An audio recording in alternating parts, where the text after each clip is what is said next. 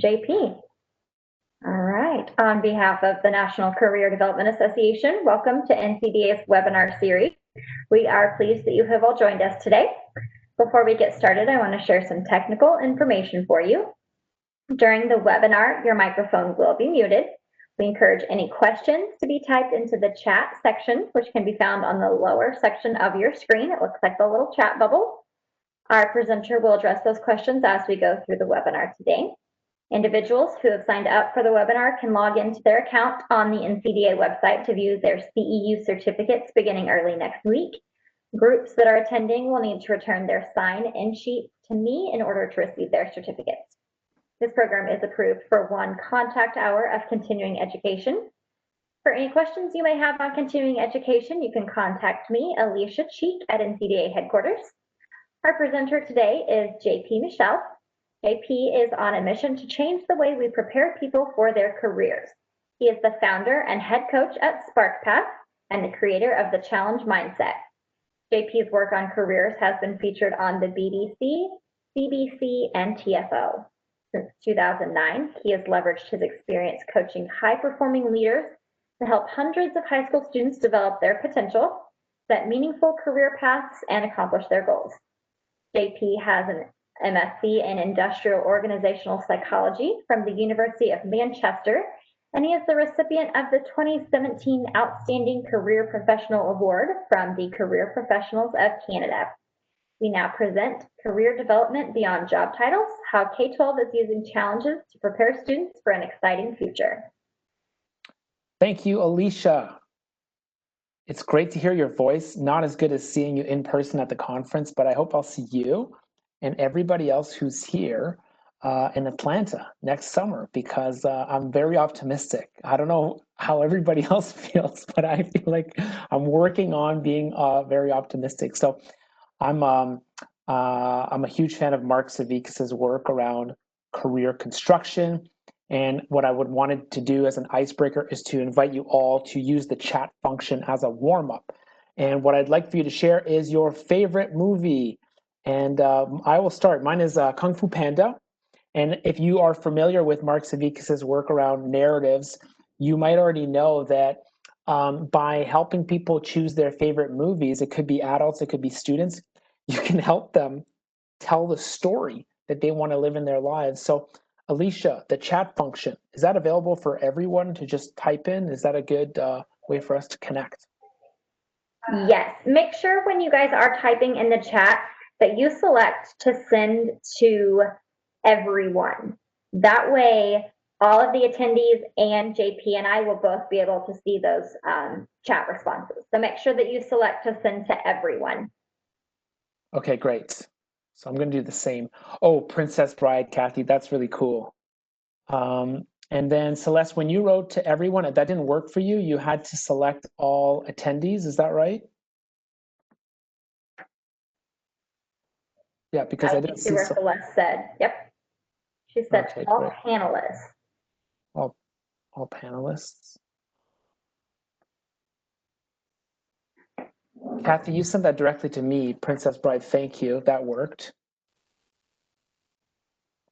Nadia chose Field of Dreams. That's really cool. That's the second time that movie comes up when I do a session like this. So I got to look more into why that's going on, but that's really cool, Nadia. Thanks for sharing. And there's a couple more I'll wait for, but I at least want to get Celeste's favorite movie before we move on.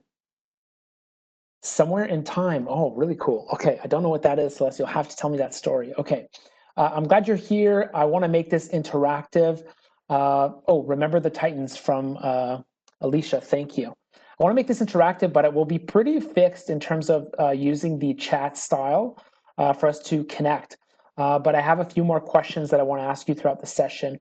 And I hope that you'll be able to weigh in on some of these important issues. And I think you're here for the same reasons that I am, is because you think that career development, career education at the K-12 level counts. It's important. It means something. And that's something that means a ton to me. So I'm thrilled that you're here. I'm really grateful. And the agenda today is we'll talk about why the future will be different and how that impacts the students that we support. We'll talk about new approaches, one specifically that can help our students get ready for a future with a lot of change coming. And then we'll talk about what you're doing already to prepare your students. And I want to give you some case studies on what some specific schools, colleges, and universities, community colleges are doing to prepare students who are younger about the future of work. My background's in industrial organizational psychology. I come from the workforce development world. That's what I bring to the career development world. I worked for a company based out of Pittsburgh called DDI, Development Dimensions International, and I got to consult in coaching, training, and assessment with all sorts of different companies in all sorts of different sectors. And the insights I got from those leaders, I then transferred to my company, which is called Spark Path, where I really focus on helping young people thrive. And that's what I want to talk to you about today. Okay, first question. How many minutes or hours per year should students spend on career development? I wanted to start off with a provocative question, and I'm actually expecting you to weigh in and share a number with me. Now, the first thing I thought of when I wanted to ask this question is, you may tell me that the number will vary depending on how old the student is, what grade they're in. I'm with you. So for that example, for that objection, I guess, or concern, let's do one specific grade together. Can we pick grade 9? That's a freshman, first year of high school. How many minutes or hours per year do you think a freshman in high school should spend on career development? Would you mind answering in the chat? This is a big calculation I'm asking you to make. I'm asking you to use your intuition, but I think it's very important to set the tone here because a lot of us on this call might feel like we need to increase that number in our districts, in our schools. So I can't wait to hear what you have to say. And Kelly, I missed your movie, Ferris Bueller's Day Off. You got it off now? Perfect, great. That's a fun movie. I'm wondering why you picked that. I'd love to find out. Nadia, you said 30 hours per year for grade 9 student. Celeste, you pick 104 hours. Sarah, you pick 10. Celeste, you pick 2 a week. Ooh, that might be the biggest answer because, oh, you're telling me even how you came up with that number, probably 104 hours. That's great. So now we've got a range, right? Like we've answered between 10 and 100 hours. So we certainly have something to chew on here because the range is really big between our different answers. And can I ask you a slightly different question now? How many should we have? So that means some of you may have answered this the first time, by the way, like how many hours should we have? Like Nadia, do you think 30 hours is what we have or what we should have? Because I want to know if we have enough currently or if we should be increasing that number. Nadia, you pick should have. That's great. Kelly, you picked that because it's about trying to find your authentic self. It's also fun. It's also nostalgic. Oh, the movie. Oh, I love that. That's a great answer because that's what we help people do. Celeste, you're about the should right now. 104 hours, the ambition, the should. Kelly, your number is 100. I believe they have a course 120 hours. It depends on the state, doesn't it, Kathy, on how many hours or minutes we should have per year. And I'm doing some informal research, by the way, on this to find out how much time school counselors are spending on this topic. And unfortunately, the numbers I'm seeing are much lower, but I'm so encouraged by the numbers that all of you have shared here. And Celeste, you bring up a good point. Like, are we talking about only what school counselors can provide when they come into the classroom or when they work one-on-one? Or are we assuming that career development can be infused into academics? I think we should consider both, definitely. So the reason I talk about the number of time, the number of hours is because I'm so optimistic about what's coming next for the students' lives. Look at these challenges, these problems on the screen. There's so many interesting challenges for these young people to work on in their lives. Some of them will be working on the challenge of improving mental health. Some of them will be collecting and using big data. Some of them will create sustainable energy. Some of them will end extreme poverty. There's so many ways for them to make the world a better place. And I don't think that they're hearing that enough. And isn't that a terrific message for them to be getting in the classroom as they're learning? That's what I want to talk about. And I like to use the word mindset when it comes to preparing for the future because I was really inspired by Carol Dweck's growth mindset. Have you heard about the growth mindset? It became really popular in the education system. And one of the big reasons why is because it suggested that if we use a growth mindset, we are sending the message that intelligence and skills can be developed. Whereas if we talk about a fixed mindset, we're suggesting that skills, intelligence, and maybe going even further, personality is static. And when we look at students who are successful, we see that a lot of them have a growth mindset. They tend to think that they can grow and build skills. And what Carol's been able to do is infuse language around how we should talk to students to encourage a growth mindset versus a fixed mindset. And I love this word mindset because it shows a bigger way of thinking that serves students in the right way. I think this idea can be applied to career development at the K-12 level because we can argue that the old way of doing things could be called a job title mindset. Through this frame, success for K-12 career interventions would be all about exploring occupations, specifically job titles. And the people who support students are all about helping them make a better decision. And success means that young people commit to a job title. That's a little bit scary, isn't it? Right? Doesn't that sound static? What if we looked at it differently? What if success in K-12 careers is a challenge mindset where young people explore exciting, inspiring challenges to solve in the world?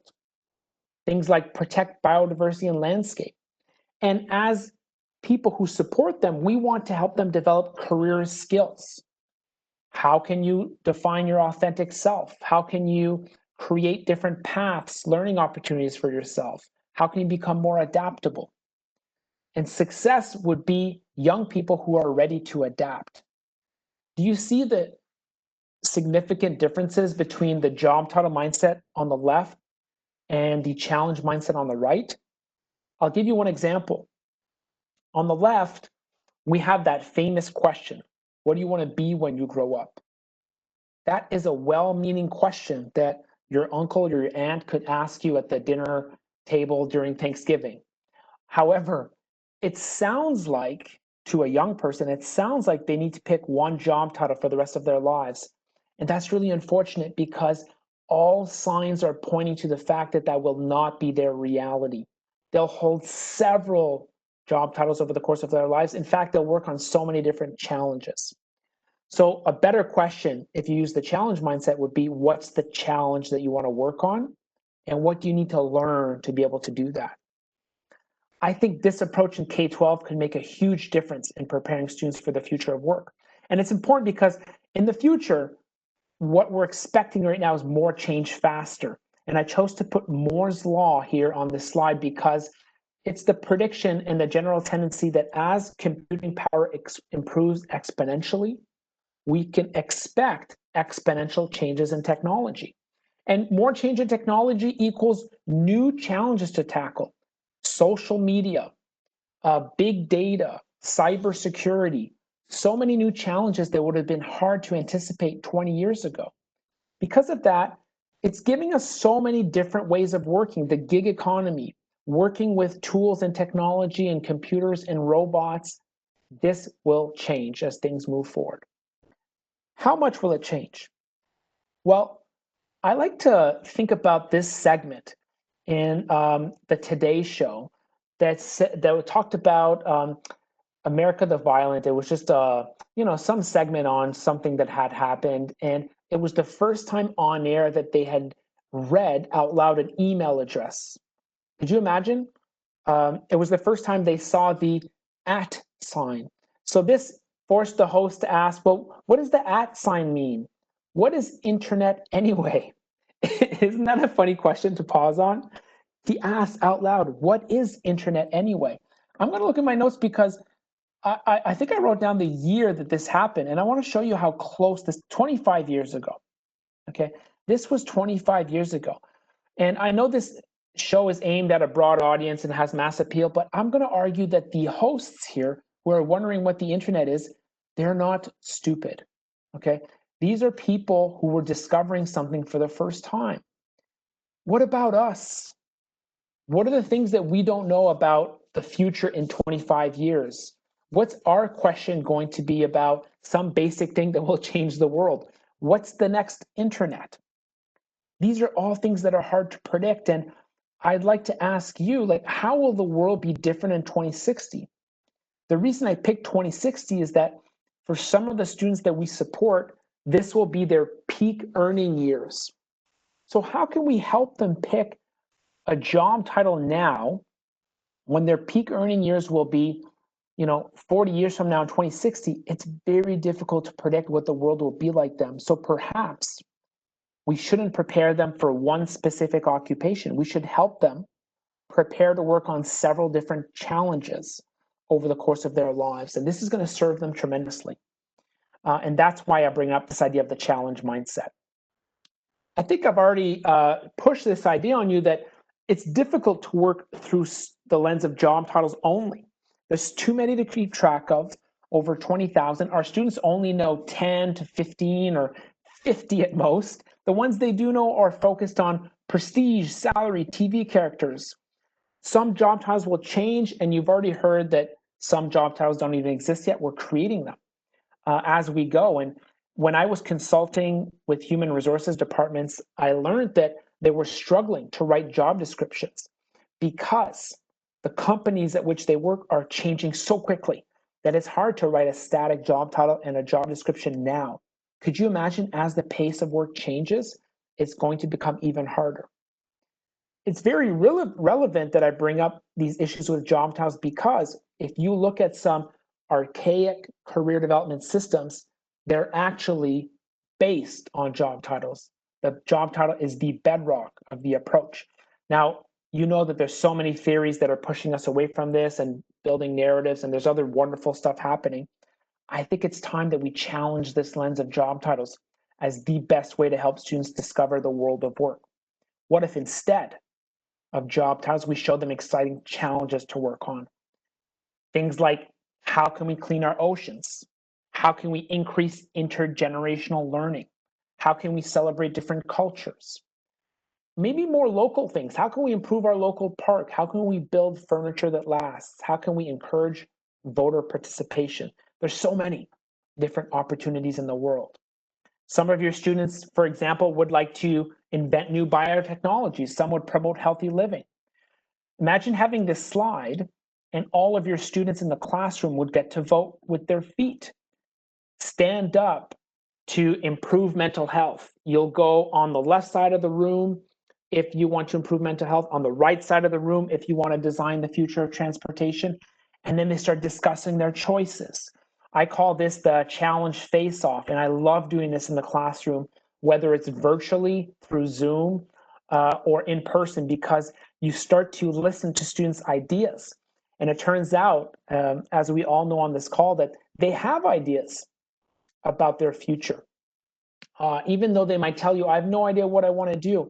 If you ask them, well, why did you pick improve mental health? And you really listen, you might hear their personal experiences, those of their family members. You might hear their values. You might hear their interests. You might hear their skills. They're all related to the impact they want to have on the world, which is a great lens for them to understand labor market information. And once you tell students, if you don't choose the challenges you want to work on, someone else will choose for you, everything becomes much more real. A lot of students say, oh, I don't need to focus on this now, it's coming later. Well, if you only decide at 23 the challenges you want to work on, it may be a bit too late. You can start thinking about the impact you want to have on the world when you're quite young, and you can start learning things and start making a difference right now. And I think that's an empowering message for them. So let me just pause here and check for questions in the chat, because now I want to give another concrete example of how that works. Celeste, my number assumes that career development will be infused. Yeah, that's right. That's great. Growth mindset is needed to get students started in life in which they will need to adapt. Great link, by the way, Celeste, between the growth mindset and having adaptability, because could you imagine if we only asked students to do what they've already done before? What a dull life, right? The growth mindset that I can grow, I can change, you're going to do things you've never done before. That's a requirement to be adaptable for the future of work. Do you want furniture that lasts? Celeste, I missed that joke when you wrote it. Well, you want furniture that lasts more than 1 year, Celeste. How about that? Let's do a compromise there. Okay, great. So let me go back to this slide because it really shows the traditional approach to career exploration. Imagine a parent saying, okay, well, tell me your favorite class.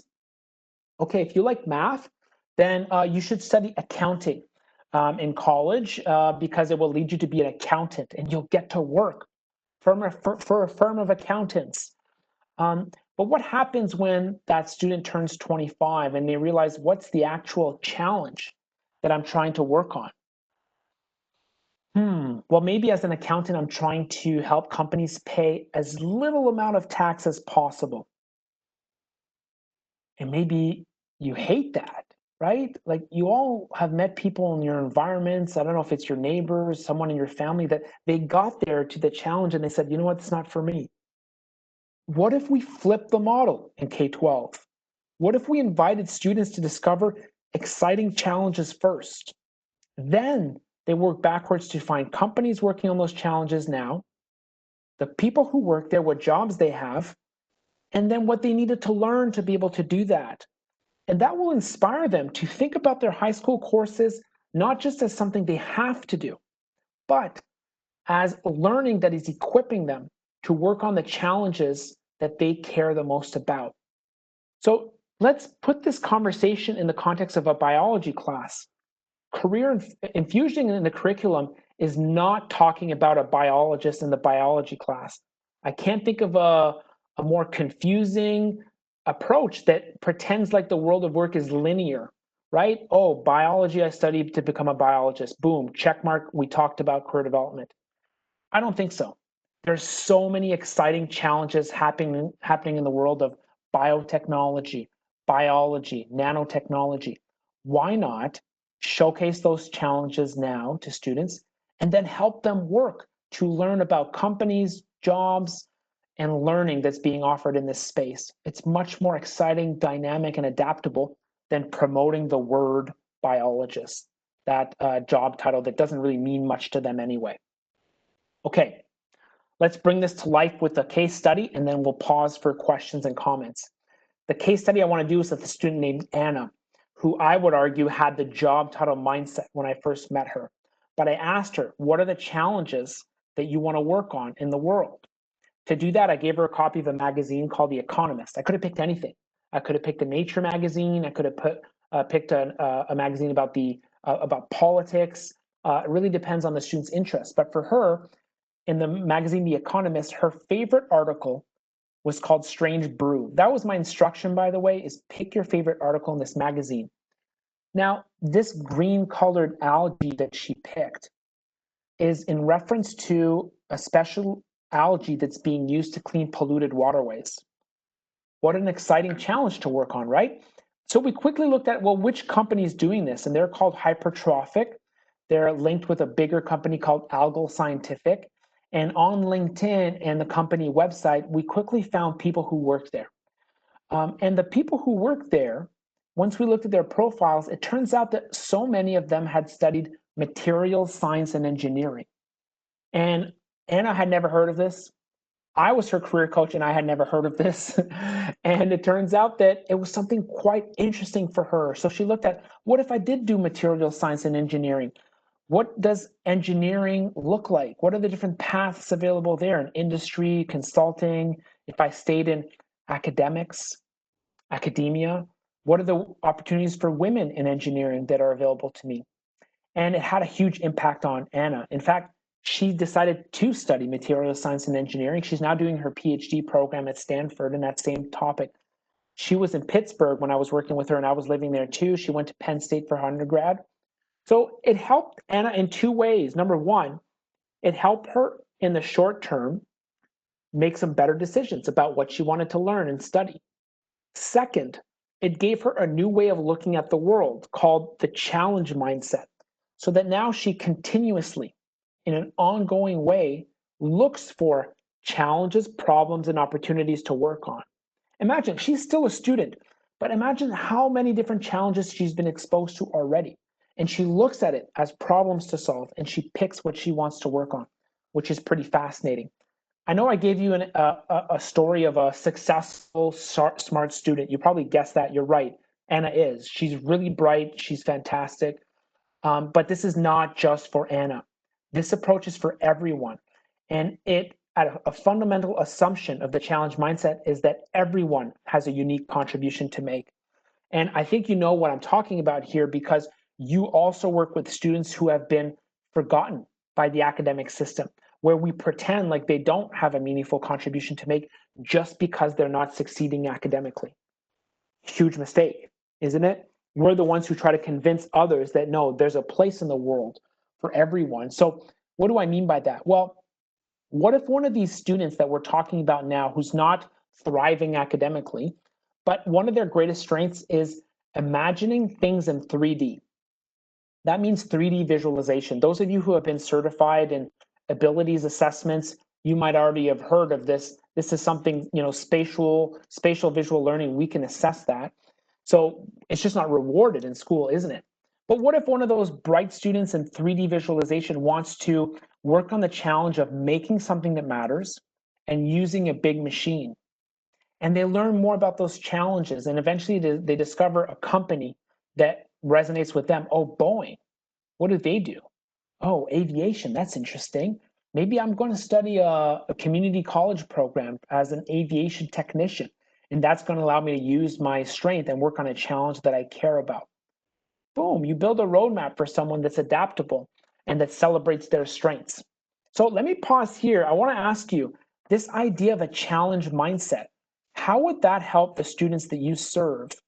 And could you answer in the chat? And I'm wondering if you're going to tell me, I don't know because I'm already doing it. They already know this. Or maybe you'll tell me, I have to think about it. Or maybe you've already thought about a benefit that they could have. So I'm going to wait here and stop sharing my screen just for a moment because I want to connect over this question. So the question again to you, I asked in the chat, it's how would the challenge mindset help your students?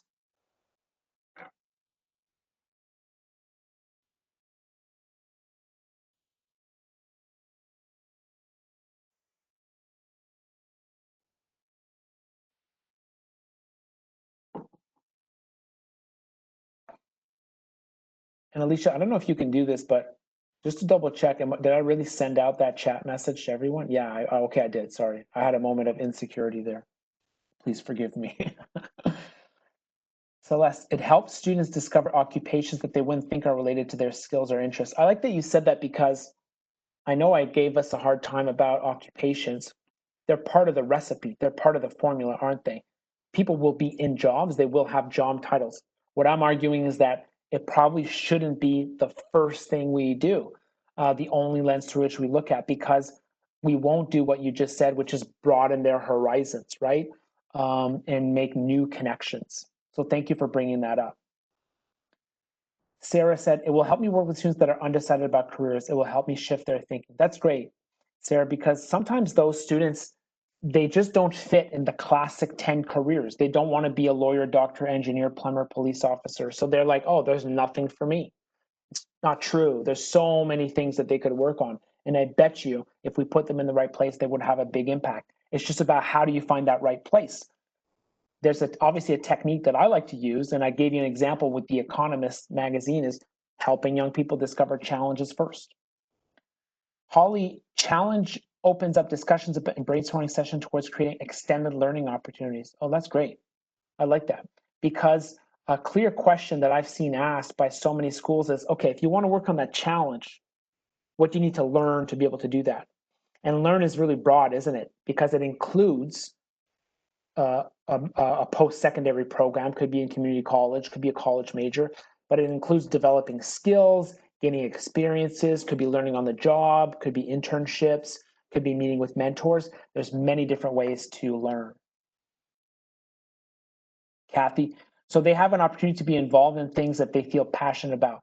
I like that, Kathy, because I definitely think if we have a more purposeful, meaningful approach to careers, more people will buy in and they'll get it. And I hope we have a happier, more thriving workforce and that it's more purposeful. I just caution teachers who ask, what's your passion? Because if we put it in the singular, it sounds like what do you want to be when you grow up? It sounds like you have to pick a singular passion, when the reality is that you probably have to create passion and create purpose. But I certainly think that once all these things align, what the world needs and your skills and your interests, then that's where passion and purpose can really flourish. Nadia, this approach aligns with my use of StrengthsFinders as a tool for students to explore careers and post questions to those that will mentor and provide them with career info. I love leading with what challenge or problems they want to address in their work life. I'm glad it resonates with you. I think StrengthsFinders is such a positive way to talk about the skills that people can bring to the table. I just think as a field, we were missing that labor market side, relying too heavily on job titles, that we needed to replace that with something else. And my humble suggestion is to use challenges instead, because like you said, Celeste, it supposes change and flexibility. No student needs to tattoo their favorite challenge on their forearm because it will change, and that's assumed, it's an assumption. Okay, it won't allow you to reply at all, but this one came through though, Kelly, so I can tell you that. I think that the challenge mindset will make the students and I work more excited about identifying what they're truly interested in and make them want to work towards a goal. That's great, that's good. I think at a young age that we want to generate energy, empowerment, it's a feeling, and then we want them to take meaningful action. So I love those two outcomes, and I'm working now to study that more scientifically, academically, with support of researchers, because those two outcomes, empowerment, energy, and taking action, is I think what we should be aiming for. And this is to replace decision-making certainty in the old model. So I'll just say that again. In the old model, one of the ways to measure success of a career intervention was to ask your students how certain they were that they had made the right occupational choice. I believe this is part of the old paradigm where we wanted them to pick one thing. We don't want them to pick one thing anymore because it's going to change. They're going to work on several different things over the course of their lives. Okay, awesome. Great chat, great energy. I love it. Let's keep going. I have a few more things I'd like to show you in our route here. Okay. Alicia, would you mind giving me kind of actually, just let me know if it's not beautiful, if it doesn't show up, if it doesn't look good. If it looks fine, just let me know. Just I know you and I had an issue where it didn't look good, but I think it should be good. So, yep, you're good. You're good. Okay, thank you. Just a little Alicia encouragement there along the way. Appreciate it.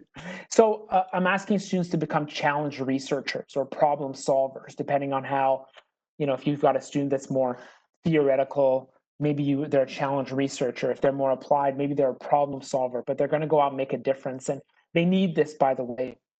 If you look at the research, what the research is telling us about young people is that they're less independent than they were at this age in previous generations. They're more anxious, and some of this is related to a huge amount of cell phone use. They've also been hearing the message that they should focus on academics and not work. What that translates to is people today, like young people, are much less likely to work in part-time jobs than they were in the past. And there's a downside to that because they're not learning some basic work skills that you get from a boring part-time job potentially. That's really hard to pick up when it's just more painful to pick up when you're 23 instead of when you're 15. Some of you have hired 21, 22-year-olds in their first job, so you know exactly what I'm talking about. Student debt. some of the negative messages that they're getting about their future. You're going to have some big student debt. You might be unemployed or even underemployed. Some of them are seeing their parents disengaged at work. These things are true, by the way. They're just heavy and negative. It just can't be the only thing we tell young people about their future. We should also tell them the world needs you. Because these things are true, like they're really happening. You really will have debt and you might be underemployed for a while, but you should also know that the world needs you. There's so many challenges, problems, and opportunities to work on, and the world needs you to help it. And that's going to give them a message of hope. Some of you are seeing the huge body of literature that's being generated around hope and its positive repercussions on other things, other positives in people's lives. And if you don't have hope, so many consequences to that. And there's a link between hope and careers. And we are the people on this call that want to infuse hope in the lives of these young people. And I think when they learn that the world needs them, that does give them hope. I did a small informal study when I brought this idea out in the classroom. So imagine I'm in the classroom and I'm asking young people to pick challenges that they want to work on. And then I'm showing them, how do you flip the model? And one of the reactions that they had is that they felt more prepared to have a successful career. And just to tell you how I did this, I asked them, do you agree, disagree with this, a Likert scale, before and after? And before, 41% of students said they agree or strongly agree that they're prepared to have a successful career. That number doubled at the end of one class. And that's what I'm talking about when I'm talking about hope and the impact it can have on students. I'd love for this impact, by the way, to be seen in all different classrooms. And by the way, in this classroom, I also did that game I suggested called a challenge face-off, where students get to debate a little bit about the impact they want to have on the world, which is a ton of fun, very energizing. I've also shared this with an author that I like called Adam Grant, who's got his own podcast and has written several best-selling books, because he wrote an article in the New York Times saying, don't ask kids what they want to be when they grow up. And I said, Adam, you're right. I emailed him and I said, we should ask them what challenges to solve. And I sent him a tool I have called the challenge cards that are specific examples of challenges the students could work on.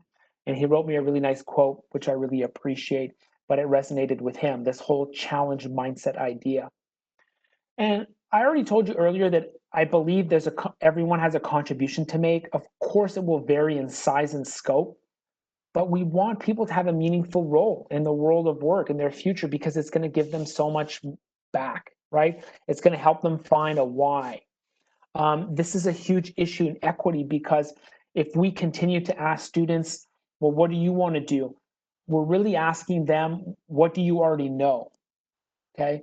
And you might have heard the issue with that already, but I'll say it in a different way. If you just ask someone to take an interest inventory that shows them current job titles, they'll reflect past generations before them and their current environment. So you're really asking them to double down on what's currently happening in their socioeconomic status, in their family, in their neighborhood. I believe that the mission of education is to broaden students' horizons. Like at this age in their lives, we should be doing this, not this. So instead of, narrowing down their options by doubling down on what they already know, we're broadening their horizon by asking, what challenge do you want to solve, and helping them discover new possibilities. So now all of a sudden, it's a social justice issue that we're talking about, because we know we help in K-12 so many underserved groups that have tremendous obstacles in front of them, and we need to show them new routes that they never knew existed. I agree with you, Celeste, that broadening needs to happen as soon as possible. The biggest barrier that I've seen so far, and you can tell me what your barriers are, is that some people think some students are too young for career development. And when I dig deeper to listen as to why they think that, it's clear. They're talking about the old paradigm of career development. They're talking about something completely different. They're talking about the job title mindset. They think 8-year-olds are too young to pick a job title. I agree. 8-year-olds are too young to pick a job title. We don't want to pretend like they'll do one thing for the rest of their lives. However, 8-year-olds are not too young to discover the fact that they can contribute, to discover the fact that they get to choose challenges that they want to work on, challenges that they want to solve. And I think that's the key to unlocking more time, more opportunity for careers in Fusion and the rest of the curriculum. And I want to give you an example here with the challenge, Engineer Better Medicine. Here's what I'd like to share about that. If we asked that freshman, that grade 9 student, who works on that? Some of your students will say, oh, it's a biologist, it's a chemist, it's someone wearing a white lab coat. And the truth is that they're right. That's one of the people who works on it. However, let's broaden our mindset. There are many different ways to contribute to this challenge. There's a project manager who keeps everyone working on this, all the scientists on tasks, on time, on deadline. Very important. There's a human resources person who actually put the team together quite carefully. There's also a finance person. You might argue they're the most important person working on this challenge because they went and got the budget, huge amounts of money to make this a research project possible. There's someone coordinating the research behind the medicine that's created. There's somebody that's actually designing the lab equipment. There's a graphic designer making the stickers. There's someone cleaning the lab. There's so many different ways to create, to contribute to a challenge. And this is why everyone can make a difference because there's so many opportunities to create. This is how the real world of work works, isn't it? It's an interdisciplinary approach. And we need to give this example for young people so that they can broaden their horizons.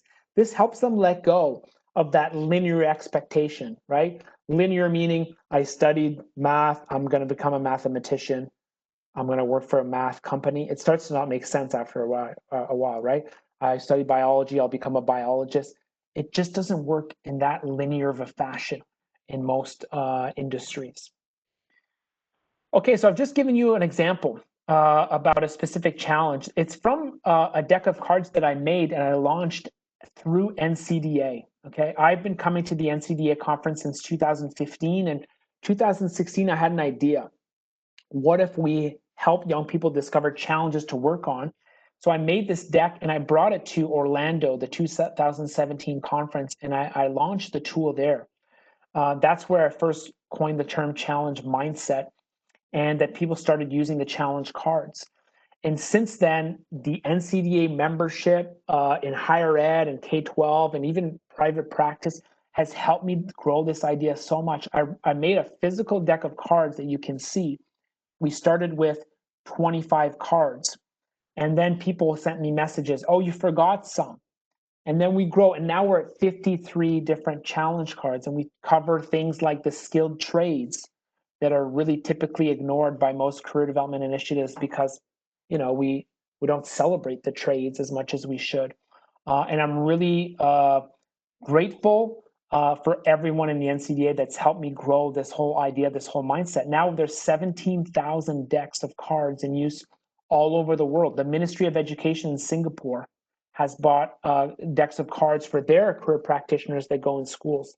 And that's through an NCDA connection that has happened. So I loved how much people have helped me grow this tool, grow this idea from where it started in 2017. Now I've made a digital version. So a lot of schools are subscribed to the digital version of the challenge cards, and that's how they implement the idea. Instead of using a magazine like The Economist, this is the tool that they're using, that I've been using with them.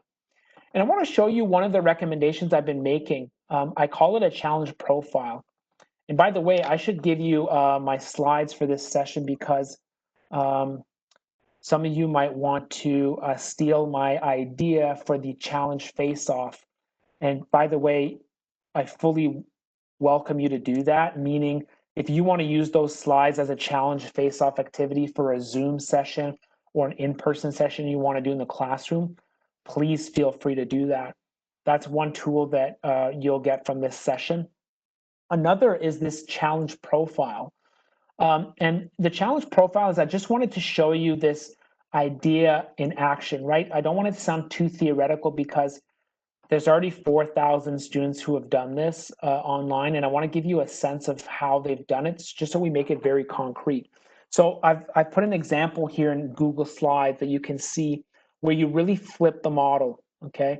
So there's a student that shows their top challenges, and now they're doing research around companies working on these challenges, jobs there, people who work there, and what they want to learn.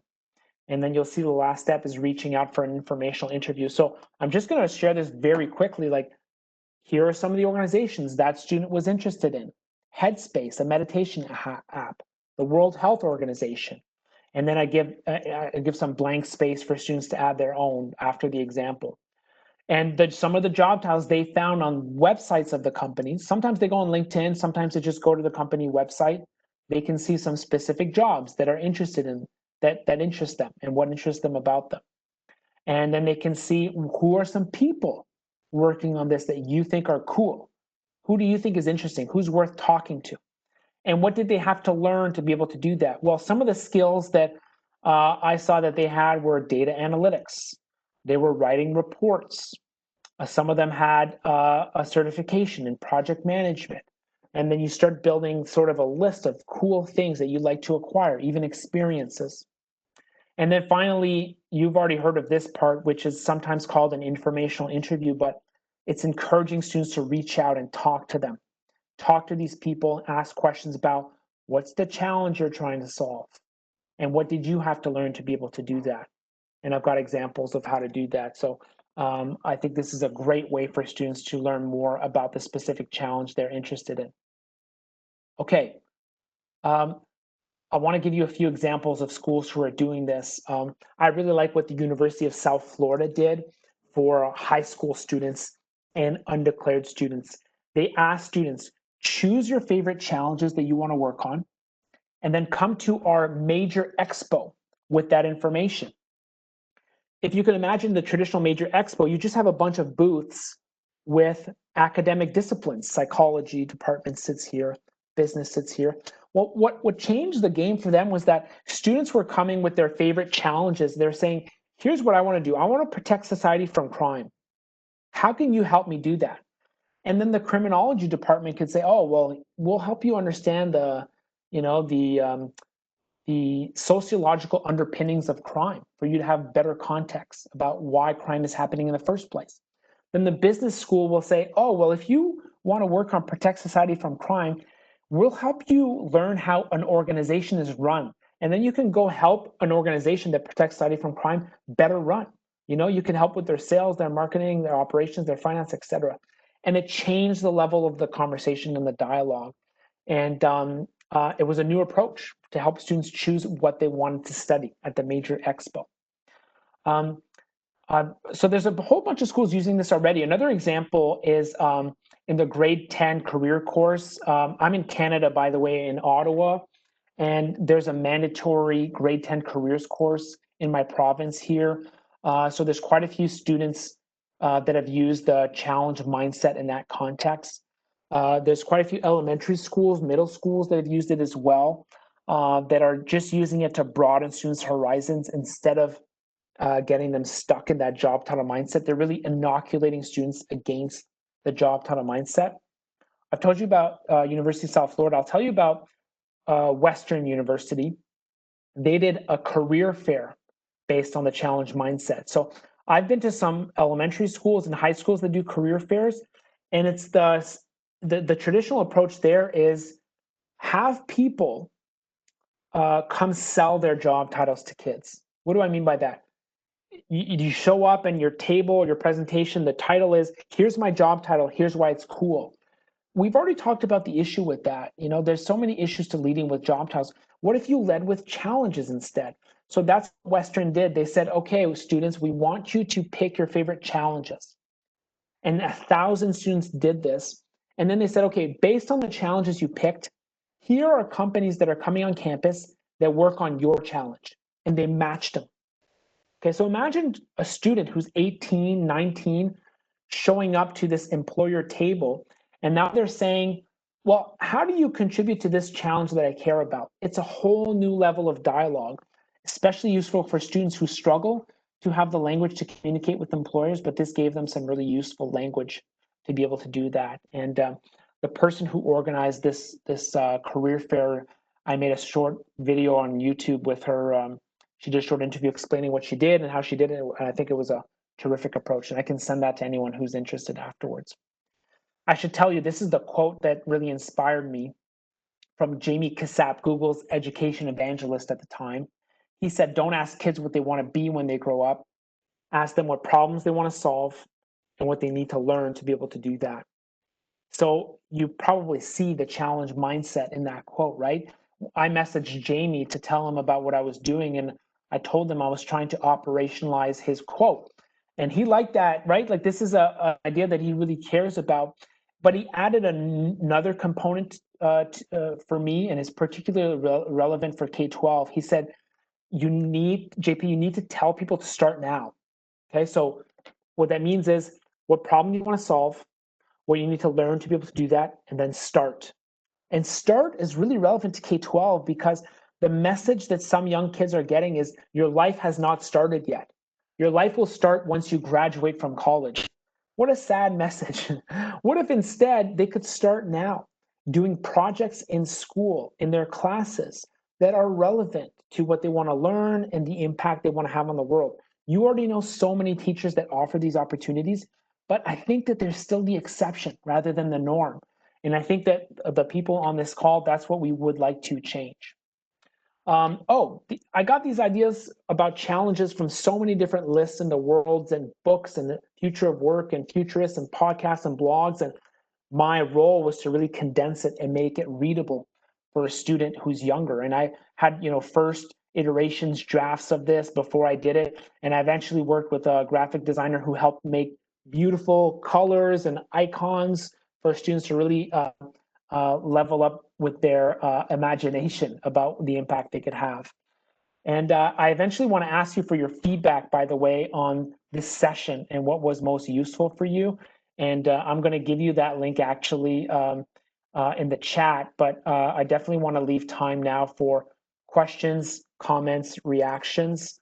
I'm really glad you came because I think you share that mission with me of improving and bolstering the K-12 offering for career development. So thank you for being here. Can't wait to hear what questions, comments, reactions you have. Please put them in the chat.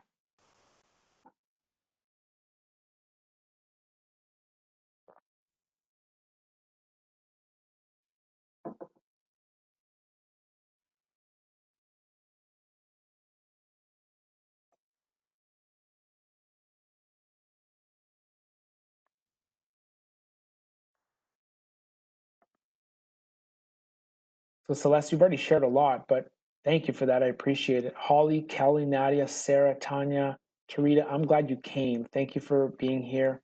I really appreciate it.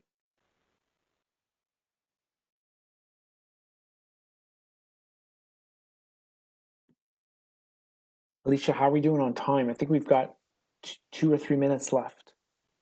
Yep, you got about 5 or 6. If there's anything else you want to cover, anybody has any questions for JP? I think you did an excellent job. You left them speechless.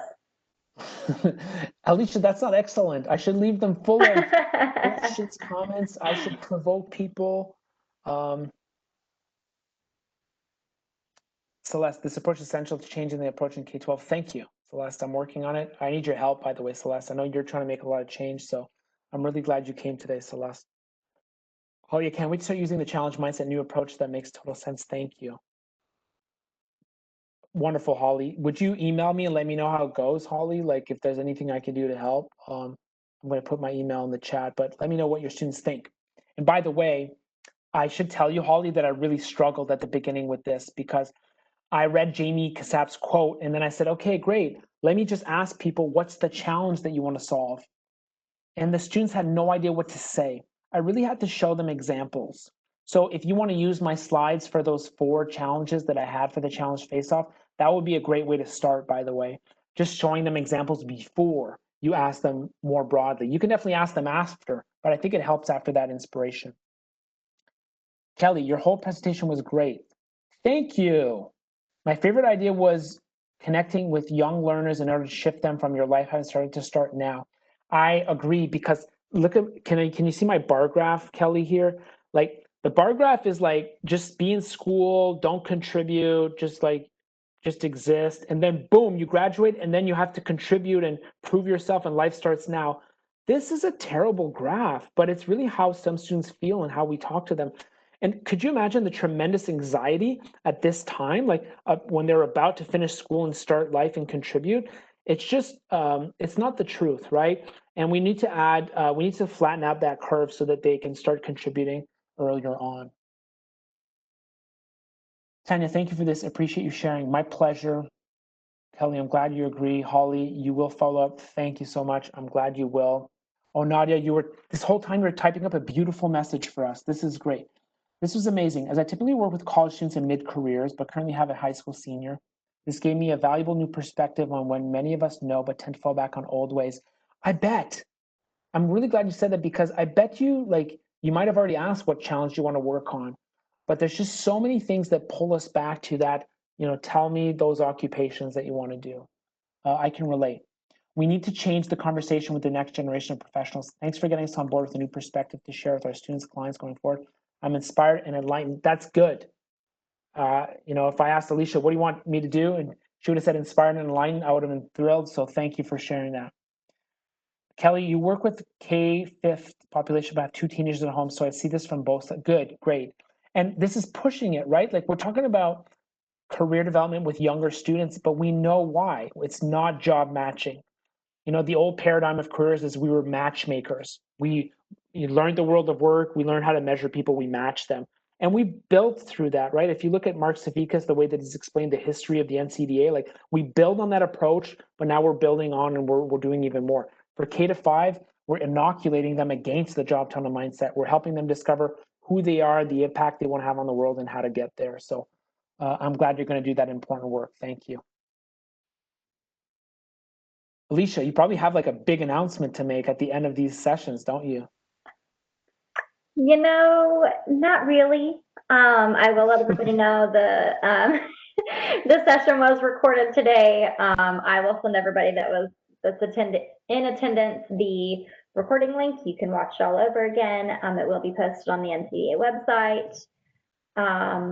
We'll also share JP's PowerPoint, if he's okay with that, as well as his contact information for all of you. And then I'll be sending a follow-up email later in the week with the recording link, the PowerPoint, and information on your continuing education. Thanks, everybody, for being here. Thanks, Alicia, for setting this up. It means a lot. I appreciate it. We are always happy to have you, JP. Thank you. Thanks a lot. Take care, everybody. Nice to meet you all.